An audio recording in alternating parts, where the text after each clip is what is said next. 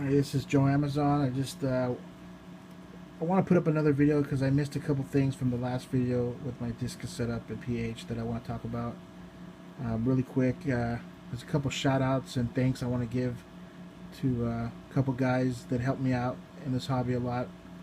Videos they put up that have helped me out tremendously. I'd like to start off with KG Tropicals and John over there. He's put out so much great videos out there and so much great information. Getting in the hobby, to advanced hobbyists. I mean, he's got all kinds of great information out there. One of the things I learned from him was how to get rid of ick. Before I used to put medication in there and malachite green and stuff like that, but really all you got to do is just raise up the temperature over 86, put some aquarium salt, and it usually takes care of the problem most of the time. So I got that from him. And I want to, it's great advice, and I thank him for the videos that he puts up. Another guy, Planet MN, I think the guy is from Minnesota. He's put out some great videos about his discus and his RODI system. I actually purchased my RODI system after watching one of his videos that he had on the RODI system that he purchased.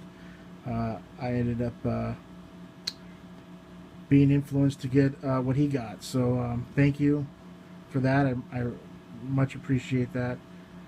Scuba Steve, thank you for everything. Thank you for your advice on these discus with soft water.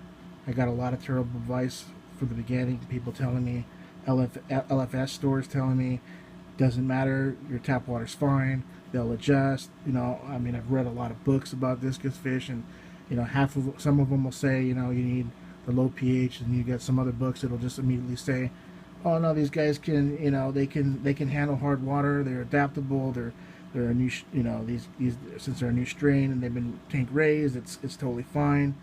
Well, I just feel like, why even take the chance? I've had a couple of discus die on me. It sucks, and no more. I'm gonna give these guys the best care as possible. I went ahead and got an RODI system to make sure that there's absolute the best water conditions that I can give these guys, with the best chance of these guys surviving for a long periods of time. So I would recommend, if you don't have low pH coming out of your system, get an RODI system, or just get one anyways. Even if you do have low pH, just because that way you'll be able to control whatever's in your water. You never know what the city's putting in there. Why leave it up to them? Why trust them? Why trust anybody, especially your municipal water supply. You never know what the hell they're putting in there. So get yourself an RODI system. They're great. And enjoy Young. He's got a great channel. I've learned a lot from him.